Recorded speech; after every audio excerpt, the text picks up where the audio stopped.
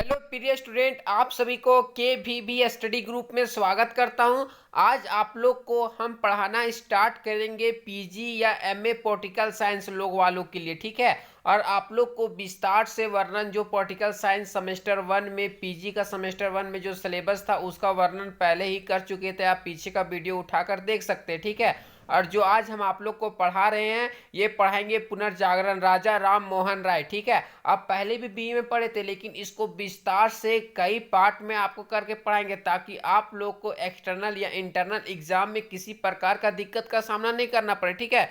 आप लोग को जो आज हम पढ़ा रहे हैं आपका राजा राम मोहन राय के बारे में पढ़ाएंगे, ठीक है प्यारे स्टूडेंट। जो राजा राम मोहन राय थे वो भारतीय पुनर्जागरण के अग्रदूत भी माने जाते थे। एकदम विस्तार से वर्णन करके बताएंगे। ये जो राजा राम मोहन राय भी हम आपको पढ़ा रहे, सिर्फ इसका संक्षिप्त जीवन परिचय आपको पढ़ा रहे। क्या संक्षिप्त जीवन परिचय आपको पढ़ा रहे, ज्यादा नहीं, एकदम छोटे छोटे शब्दों में उन्होंने क्या क्या किए, आर्थिक, सामाजिक, राजनीतिक, शिक्षा संबंधित जितने भी कार्य, जितना भी आत्मसभा का गठन किया, उस सारा एकदम संक्षिप्त एकदम छोटे से शब्दों में उसको बताने का प्रयास करें। उसके बाद जो हम बताएंगे 3 या 4 आपका पार्ट में करके ले आएंगे। राजनीतिक अलग, आर्थिक अलग, शिक्षा संबंधित अलग, जितने भी बताएं सब अलग अलग तरीके से बताएंगे ताकि आप लोग एग्जाम में किसी तरह का भी क्वेश्चन है तो आप लोग को घबराना नहीं है और आप लोग को अच्छे से लिखना। चलिए बिना टाइम वेस्ट किए आप लोग को बताते हैं, ठीक है। एकदम राजा राम मोहन राय का संक्षिप्त जीवन परिचय, ठीक है। तो सबसे पहले आप राजा राम मोहन राय के अगर संक्षिप्त जीवन परिचय पूछेगा, एकदम आता है, शॉर्ट नोट्स भी आता है कि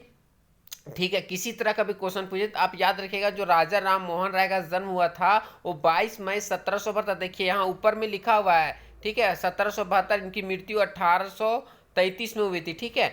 चलिए पहला पॉइंट है, राजा राम मोहन राय का जन्म बंगाल के हुगली जिले के राधानगर गांव में 22 मई 1772 ईस्वी में एक ब्राह्मण परिवार में हुआ था। जो राजा राम मोहन राय थे वो बंगाल के हुगली जिले, देखिए बंगाल के है ना, बंगाल के हुगली जिले के जो राधानगर था वो गांव था, राधानगर गांव में 22 मई 1772 को, कब, 22 मई 1772 को इनका जन्म एक ब्राह्मण परिवार में हुआ था। कहाँ हुआ था? ब्राह्मण परिवार में हुआ था। देखिए प्यारे स्टूडेंट, ब्राह्मण परिवार में आपको याद रखना है, जो जो हम आपको अंडरलाइन कर रहे हैं उस बात को आप गौर कीजिएगा, गौर से सुनिएगा, ठीक है।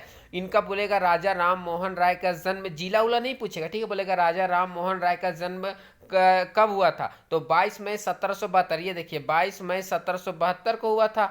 और ये इनका जन्म हुआ था एक ब्राह्मण परिवार में हुआ था, ठीक है। ये हो गया। दूसरा पॉइंट है, एकदम शॉर्ट बता रहे, ठीक है। राजा राम मोहन राय के पिता का नाम रामाकांत राय और उनकी माता का नाम तारणी देवी था। ये कभी ऑब्जेक्टिव में नहीं पूछता है, कभी बाई चांस ही पूछ लिया, लेकिन आप लोग को हम बेसिक नॉलेज जानने के लिए आप लोग को ये सब पॉइंट हम आप लोग को बता रहे ताकि उनका संक्षिप्त जीवन परिचय जा रहे। किसी व्यक्ति, मान लीजिए आप ही घर में कोई है, आपके पापा हैं, तो आपके पापा का जीवन परिचय जानने के लिए उनके दादा, आपके दादा के नाम, आपके दादी का नाम, वो क्या करते थे, नहीं करते, तो उनके बारे में जानना होगा, तभी तो उनके बारे में अच्छे से आप बता सके। इसी तरह यहाँ बताएगा कि राजा राम मोहन के राय हैं, उनके बारे में जानने से पहले उनके पिता का नाम जानना होगा, उनकी माता का नाम जानना होगा और क्या करते सो जानना होगा। इसलिए हम आप लोग को बताया, ठीक है। उनको जो पिता का नाम था वो रामाकांत राय था, ठीक है, रामाकांत राय था। और जो उनकी माता का नाम था वो तारणी देवी थी, ठीक है, तारणी देवी था। नेक्स्ट पॉइंट है, आप लोग एकदम टेंशन बिल्कुल फ्री है, ठीक है। आप लोग एकदम एकदम सटीक, एकदम सरल तरीके से हम बता रहे हैं, ठीक है। और राजा राम मोहन राय बचपन से ही दिमाग के धनी थे। राजा राम मोहन राय थे वो दिमाग के धनी थे, ठीक है, दिमाग के काफी तेज व्यक्ति थे। राजा राम मोहन राय शुरू से ही काफी तेज व्यक्ति थे, पढ़ाई लिखा में उनकी उत्साह बहुत ज्यादा थी, पढ़ाई लिखा में बहुत ही ब्रिलियंट थे, तेज थे, ठीक है। राजा राम मोहन राय 15 वर्ष की उम्र में, क्या, देखिए प्यारे स्टूडेंट, 15 वर्ष के उम्र में 10 से अधिक भाषा जानते थे, ठीक है। 15 वर्ष के जब उम्र हुई तो वो 10 से अधिक भाषा जानते थे, जैसे हिंदी, संस्कृत, अंग्रेजी, फ्रेंच, लैटिन, बंगला, फारसी, अरबी, उर्दू सीख ली थी, ठीक है। कौन? 10 भाषा में संपूर्ण ज्ञान था। और राजा राम मोहन राय कौन कौन भाषा सीखे थे एक बार फिर देखिए, हिंदी, संस्कृत, अंग्रेजी, फ्रेंच, लैटिन, बंगला, फारसी, अरबी, उर्दू, इसलिए इनको कहीं भी ये जाके पढ़ लेते थे। इनका हर एक भाषा में एकदम पकड़ था। जैसे आप हिंदी साहित्य का बच्चा है, हिंदी मीडियम का बच्चा, तो आपका हिंदी में पकड़ एकदम बेहतरीन तरीके से होता है। इसी तरह इन्होंने संस्कृत, हिंदी, अंग्रेजी, फ्रेंच, लैटिन, बंगला, फारसी, अरबी, उर्दू सीख लिया था। और जो सीबीएसई का बच्चा उसका इंग्लिश में पकड़ रहा था, इसलिए देखिए इसमें हिंदी मीडियम वालों को हिंदी में ज़्यादा पकड़ता है, इंग्लिश में कमजोर रहता है। और जो इंग्लिश मीडियम वाले सीबीएसई उनका इंग्लिश में पकड़ता है, हिंदी में कमजोर रहता है। लेकिन ऐसा राजा राम मोहन राय नहीं किए। इन्होंने 15 भाषा में संपूर्ण ज्ञान प्राप्त कर लिया ताकि वो कहीं भी जाके पढ़ सके, कहीं भी किसी प्रकार का दिक्कत का सामना नहीं करना पड़े। ठीक है प्यारे स्टूडेंट, अगर हमारा पढ़ाने का तरीका अच्छा लग रहा होगा तो KVB स्टडी ग्रुप को जरूर सब्सक्राइब, लाइक, शेयर कर दे। नेक्स्ट पॉइंट है, जो राजा राम मोहन राय बचपन से ही मूर्ति पूजा व रूढ़िवादियों हिंदू परंपराओं के विरोध में थे। जो राजा राम मोहन राय थे वो मूर्ति पूजा और जो रूढ़िवादी परंपरा थी ना, हिंदू धर्म में परंपरा के विरुद्ध थे। वो बोलते थे कि ये मूर्ति पूजा में विश्वास नहीं करते, और मूर्ति पूजा में उनके पिताजी विश्वास करते थे। इसलिए राजा राम मोहन राय और उनके पिता जो रामाकांत राय थे, उनके बीच संबंध अच्छा नहीं था। वो बिल्कुल संबंध खराब था कि तू मूर्ति पूजा का विरोध करता है। और उनके पिता थे वो मूर्ति पूजा का समर्थन करते थे। और जो राजा राम मोहन राय बोलते थे कि हम मूर्ति पूजा में विश्वास नहीं करते हैं, हम रूढ़िवादी में नहीं विश्वास करते, हिंदू परंपराओं के विरुद्ध थे। वो चाहते थे कि मूर्ति पूजा की प्रचलन खत्म किया जाए, रूढ़िवादी की प्रचलन खत्म किया जाए, हिंदू परंपराओं के विरुद्ध थे। ठीक है, इसी कारण से उनके पिताजी के साथ उसका संबंध ठीक नहीं था। हम पहले बताएं, देखिए उनके पिताजी के साथ संबंध ठीक नहीं था। उनके पिताजी से हरदम अनबन रहता था। जैसे आप एक घर में रहते हैं, आपके पिताजी हैं, आप है, ठीक है, किसी कारण से आप मान लीजिए कि आपके पिताजी इसका कोई भी काम को करने के लिए बोल रहे हैं, ठीक है, और आप नहीं करते हैं, तो आपके पिताजी और आप में संबंध खराब हो जाता है, फिर आपको डांट पड़ती। उसी तरह इनके पिताजी के साथ संबंध अच्छा नहीं था, क्योंकि मूर्ति पूजा का रूढ़िवादी हिंदू परंपराओं के विरोध में थे। इसलिए उनके पिताजी उनसे अनबन रहते थे, गुस्सा में रहते थे। और उन्होंने फिर लास्ट में जो राजा राम मोहन राय थे, उन्होंने घर छोड़ दिया। जैसे आपको भी कभी कभी गुस्सा आता है, पापा ये काम करने के लिए बोले, आप नहीं कर पाते, तो लास्ट में आप घर छोड़ के चले जाते। उसी तरह राजा राम मोहन राय भी उन्होंने घर छोड़ दिए थे। ठीक है, और फिर उन्होंने घर भी छोड़ दिए थे। नेक्स्ट पॉइंट है, राजा राम मोहन राय बनारसी में वेदों और उपनिषदों में हिंदू धर्म का गहन अध्ययन किया था। और जो राजा राम मोहन राय थे, वेद और उपनिषद थे, उपनिषदों में उन्होंने हिंदू दर्शन का गहन अध्ययन किया था। जो वेद को उन्होंने गहनता पूर्वक पढ़ा। आप किसी बुक को पढ़ते हैं, किसी चीज को जानने के लिए आप बुक को गहन पूर्वक अध्ययन करते हैं। उसी तरह राजा राम मोहन राय बनारसी गए, बनारस में फिर उन्होंने वेद को पढ़ा, उपनिषदों को पढ़ा, हर हिंदू दर्शन का एकदम जो हिंदू दर्शन था उसका गहन अध्ययन किया, गहन पूर्वक अध्ययन किया, और उन्हें विचार विमर्श किया। ठीक है,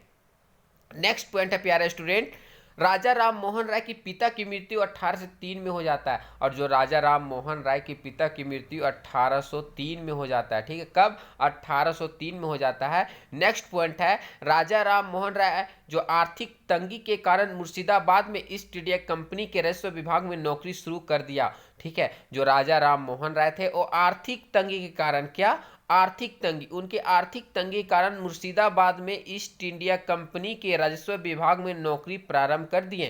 क्वेश्चन ऑब्जेक्टिव पूछ सकता है कि राजा राम मोहन राय किस ईस्ट इंडिया कंपनी में किस विभाग में नौकरी करते थे? तो राजस्व विभाग में नौकरी करते थे। और कब से कब तक किए? तो 1809 से उन्होंने प्रारंभ किया और 1814 तक करते रहे। ठीक है, देखिए एक नंबर का ऑब्जेक्टिव इसमें बहुत ज़्यादा बन रहा है। सिर्फ आप वीडियो को देखिए, ठीक है, आपको समझ में नहीं आता तो उसको एक बार फिर से रिपीट करके देखिए। आपका एक नंबर का ऑब्जेक्टिव बार बार आप लोग से रिपीट कर रहे हैं कि एक नंबर का ऑब्जेक्टिव इससे कई ज़्यादा बन रहा है। आप रिपीट एकदम एक बार देखिए, रिपीट कीजिए, सुनिए, ठीक है, तब आपको समझ में आएगा, ताकि आप लोग को एक्सटर्नल एग्जाम में किसी प्रकार का दिक्कत का सामना नहीं करना पड़े। इसलिए हम आप लोग को संक्षिप्त जीवन परिचय लेकर आए, उनके बाद इसका संपूर्ण जीवन परिचय लेकर आएंगे, ताकि आप लोग किसी प्रकार का दिक्कत का सामना नहीं करना पड़े प्यारे स्टूडेंट। ठीक है, नौकरी कब से कब तक किया है? तो 1809 से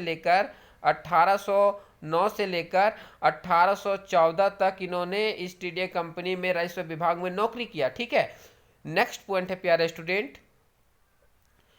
राजा राम मोहन राय वर्ष 1814 में उन्होंने ईस्ट इंडिया कंपनी से नौकरी छोड़ दिया। देखिए इन्होंने नौकरी किया 1809 से लेकर उन्होंने 1814 तक उन्होंने ईस्ट इंडिया कंपनी में नौकरी किया, उसके बाद छोड़ दिया। 1814 में उन्होंने ईस्ट इंडिया कंपनी से उन्होंने इस्तीफा दे दिया, छोड़ दिया, नौकरी करना बंद कर दिया और अपने आप को राष्ट्रीय सेवा में झोंक दिए। और अपने आप को राष्ट्रीय सेवा में झोंक दिए। उन्होंने नौकरी छोड़कर उन्होंने नौकरी छोड़ दिया, उसके बाद अपने आप को राष्ट्रीय सेवा में झोंक दिए। बोलेगा कि राजा राम मोहन राय ने ईस्ट इंडिया कंपनी में नौकरी कब छोड़ा, तो 1814 ईस्वी में उन्होंने नौकरी छोड़ दिए थे। ठीक है, 1814 में नौकरी छोड़ दिए थे ईस्ट इंडिया कंपनी से। ठीक है, और उन्हें राष्ट्रीय सेवा में झोंक दिया था अपने आप को। राजा राम मोहन राय ने समाज के तत्कालीन कुरीतियां, जो राजा राम मोहन राय थे वो समाज के तत्कालीन कुरीतियां, उस समय समाज में जो तत्कालीन कुरीतियां थी, जैसे सती प्रथा, बाल विवाह, जातिवाद, पर्दा प्रथा आदि का उन्होंने भरपूर विरोध किया था। कौन कौन? सती प्रथा, बाल विवाह, जातिवाद, पर्दा प्रथा आदि का उन्होंने भरपूर विरोध किया था। उन्होंने ये सब, जितना भी ये सब कुरीतियां फैली हुई थी समाज में, ये सबको जड़ से हटाना चाहते थे। इनका भी हम सती प्रथा, बाल विवाह, जातिवाद, पर्दा प्रथा, ये सब का हम एकदम आप लोग को संपूर्ण एकदम व्याख्या करके बताएंगे। अभी बता रहे कि कौन कौन कुरीतियों को इन्होंने भरपूर विरोध किया था। अभी आप लोग को शॉर्ट बता रहे कि संक्षिप्त जीवन परिचय राजा राम मोहन राय के पढ़ा रहे, इसलिए आपको एकदम बता रहे, सरल तरीके से बता रहे। उसके बाद आप लोग को एकदम उनका राजनीतिक कार्य में, सामाजिक कार्य में बताएंगे। सती प्रथा, बाल विवाह क्या होता था, जातिवाद क्या होता था, पर्दा प्रथा क्या होता था। ठीक है, इस सारा इसका संपूर्ण व्याख्या करके आप लोगों को बताएंगे, एकदम टेंशन फ्री 3 या 4 पार्ट में करके इसको लाएंगे, ताकि आप लोगों को किसी प्रकार का एक्सटर्नल एग्जाम में दिक्कत का सामना नहीं करना पड़े, या इंटरनल एग्जाम रहे या एक्सटर्नल एग्जाम रहे। ठीक है, अगर हमारे पढ़ाने का तरीका अच्छा लग रहा होगा तो KVB स्टडी ग्रुप को जरूर सब्सक्राइब, लाइक, शेयर कर दे प्रिय स्टूडेंट। ठीक है, नेक्स्ट पॉइंट है प्रिय स्टूडेंट, राजा राम मोहन राय ने, जो राजा राम मोहन राय ने थे, इसी बीच में उन्होंने 1814, देखिए 1814 से लेकर 1815 में आत्मीय सभा का गठन किया था। बोलेगा कि जो राजा राम मोहन राय थे वो आत्मीय सभा का गठन कब किए थे, तो 1814 देगा तो 1814 मारिएगा, 1815 देगा तो 1815 मारिएगा। ठीक है, इस सभा का गठन करने का प्रमुख कार्य सामाजिक एवं आर्थिक सुधार का प्रयास था। और जो आत्मीय सभा का गठन का जो करने का प्रमुख कारण क्या था, तो सामाजिक और आर्थिक सुधार करने का प्रयास था। सामाजिक और आर्थिक सुधार करने का प्रयास था। जो समाज में जो आर्थिक तंगी थी, जो सामाजिक तंगी थी, उसको सुधारने का प्रयास करते थे। जो समस्या था उसको खत्म करने का प्रयास कर रहे थे राजा राम मोहन राय। इसी को लेकर आत्मीय सभा का गठन किया गया था। राजा राम मोहन राय ने विधवाओं को फिर से शादी करने व संपत्ति में हक समेत महिलाएं अधिकारों की अभियान चलाया। इन्होंने बोला कि जो राजा राम मोहन राय थे, जो औरतें विधवा हो जाती थी, जो महिला विधवा हो जाती थी, उन लोगों को फिर से शादी करने, ठीक है, फिर संपत्ति में हक दिलाने के लिए और महिला अधिकारों के लिए अभियान चलाया। जो माने सती प्रथा क्या होता था, अभी थोड़ा सा आपको भी बता दे रहे हैं कि सती प्रथा ये होता था कि जिनके पति थे, अगर उनके कोई भी महिला, उनके पति की मृत्यु हो जाते थे, तो उस मृत्यु होने के बाद उन महिला को सती होना पड़ता था और उसे जबरन उस चिता में उनको डाल के जला दिया जाता था। उसे ही सती प्रथा कहते थे। तो राजा राम मोहन राय ने इसे भरपूर विरोध किया, इतना विरोध किया कि इन्होंने लास्ट में सती प्रथा का अंत कर दिया। सबसे इनका मन पर गहरा आघात कब पहुंचा, तो इनके मन पर गहरा आघात पहुंचा जो 1811 में, जब इनके भाई थे, जब उनका मृत्यु हो गया था, तो उस समय राजा राम मोहन राय विदेश गए हुए थे। जब विदेश गए थे, जब वो आए थे, तो उनकी भाभी को भी उस चीता में सती प्रथा जब हुए थे, तो उनके जो भाभी थी उनको भी जब भैया उनके डेथ किए थे, उसी चीता में उनको जला दिया गया था। जब उनके तक सूचना पहुंची तो राजा राम मोहन राय का आत्म चेतना जग उठा। उन्होंने क्रोधित हो उठे कि सती प्रथा बहुत ही कुकृत्य क्रम है, इसको जल्द से जल्द समाप्त किया जाए। तो उन्होंने अपने मन में संकल्प लिए कि सती प्रथा को समाप्त करना, जो आज मेरे भाभी के साथ हुआ है वो किसी और के साथ नहीं हो। इसलिए इन्होंने चाहते थे विधवाओं को फिर से शादी करने का हक दिया जाए, संपत्ति में हक दिया जाए और सभी महिलाओं के लिए अधिकार दिया जाए। उन्होंने सती प्रथा, उन्होंने बहु प्रथा, देखिए यहाँ पे कौन कौन ने सती प्रथा, बहु विवाह,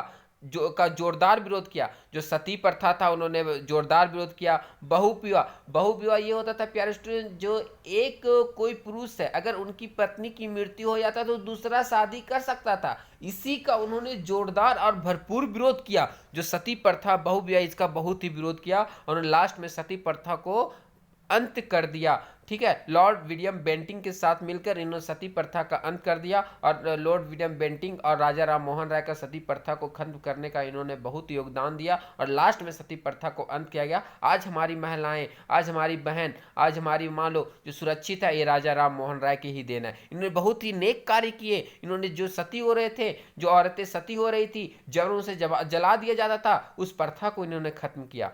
नेक्स्ट पॉइंट है प्यारा स्टूडेंट, राजा राम मोहन राय ने शिक्षा में खासकर स्त्री का समर्थन किया। खासकर देखिए, शिक्षा में स्त्री लोग का ये समर्थन किए। ठीक है, स्त्री लोग को पहले स्त्री लोग को पढ़ाया नहीं जाता था। उन्होंने घर चार दीवारों के अंदर रखा जाता था, स्कूल नहीं भेजा जाता था कि पढ़ लिख कर क्या करेगी, लास्ट में इसको चूल्हा चौका ही करना है, वो नहीं। राजा राम भरपूर विरोध किए और विरोध करने के बाद स्त्री लोग को शिक्षा में समर्थन किए। उन्होंने क्या अंग्रेजी विज्ञान, पश्चिमी चिकित्सा, प्रौद्योगिकी के अध्ययन पर बल दिया। इस प्रकार उन्होंने कोलकाता में वेदांता कॉलेज की स्थापना 1825 में किया। देखिए एक बार फिर रिपीट हो रहा है कि बोलेगा राजा राम मोहन राय द्वारा कोलकाता में वेदांता कॉलेज की स्थापना कब की गई, तो 1825 में की गई। देखिए 1825 में की गई। कब? 1825 में। ठीक है, नेक्स्ट पॉइंट है, राजा राम मोहन राय और लॉर्ड विलियम बेंटिंग के साथ मिलकर सती प्रथा का पूर्ण रूप से 1829 में बंद कर दिया। कब? 1829 में। एक नंबर क्वेश्चन में आ सकता है कि सती प्रथा को पूर्ण रूप से बंद करने में किनका हाथ सबसे अधिक है, तो राजा Ram Mohan Roy, Lord William Bentinck या कोई और कई लोगों का नाम दे देगा, अरस्तु, रूसो, बेंथम, तो आपका होगा राजा राम मोहन राय या लॉर्ड विलियम बेंटिंग। अगर किन्हीं एक का नाम होगा तो अगर राजा राम मोहन राय तो राजा राम मोहन राय डालिएगा, अगर लॉर्ड विलियम बेंटिंग है तो लॉर्ड विलियम बेंटिंग डालिएगा। ठीक है, अगर दोनों का नाम है तो दोनों का डालिएगा। लेकिन बोलेगा कि सती प्रथा को पूर्ण रूप से कब बंद किया गया, तो 1829 में बंद किया गया। ठीक है, राजा राम मोहन राय ने ब्रह्म समाज का गठन 1828 में किया था। तो एक नंबर का फिर यहाँ क्वेश्चन बन रहा है कि राजा राम मोहन राय ने ब्रह्म समाज का गठन कब किया, तो 1828 में इसका गठन किया प्रिय स्टूडेंट। ठीक है, आप लोग को इसलिए बता रहा था कि आप लोग किसी प्रकार का एक नंबर का ऑब्जेक्टिव प्रश्न छूटना ही नहीं चाहिए प्यारे स्टूडेंट, इसलिए आप लोग को बोल रहे हैं राजा राम मोहन राय का गठन, सॉरी प्यारे स्टूडेंट, राजा राम मोहन राय ने ब्रह्म समाज का गठन कब किया, तो 1828 में किया। और फिर एक और पॉइंट सबसे मेन है कि राजा राम मोहन राय की उपाधि मुगल शासन, ठीक है, जो राजा राम मोहन राय की उपाधि किसने दिया, तो मुगल शासन जो थे, मुगल शासन के अकबर शाह द्वितीय ने दिया था। कौन? अकबर शाह द्वितीय ने दिया था। अकबर शाह द्वितीय ने दिया था। और राजा राम मोहन राय को भारतीय पुनर्जागरण का अग्रदूत, बोलेगा कि भारतीय पुनर्जागरण का अग्रदूत किसे माना जाता है, तो महात्मा गांधी, सुभाष चंद्र बोस, राजा राम मोहन राय या किसी अन्य। तो आपको टिक करना है कि राजा राम मोहन राय को भारतीय पुनर्जागरण का अग्रदूत माना जाता है। देखिए अग्रदूत, आधुनिक भारत का अग्रदूत या जनक कहा जाता है। ठीक है, इसलिए आपका एक नंबर का ऑब्जेक्टिव प्रश्न भी हम कंप्लीट कराते जा रहे थे ताकि आप लोग किसी प्रकार का दिक्कत का सामना नहीं करना पड़े। और जितना भी पीजी का जितना हो पाएगा हम सारा लेसन कंप्लीट करने का प्रयास करेंगे प्रिय स्टूडेंट। ठीक है, हमारे चैनल से अब बने रहे। ठीक है, अगर हमारे पढ़ाने का तरीका अच्छा लगा तो KVB स्टडी ग्रुप को जरूर सब्सक्राइब, लाइक, शेयर कर दे प्रिय स्टूडेंट। ठीक है, जय हिंद, जय भारत।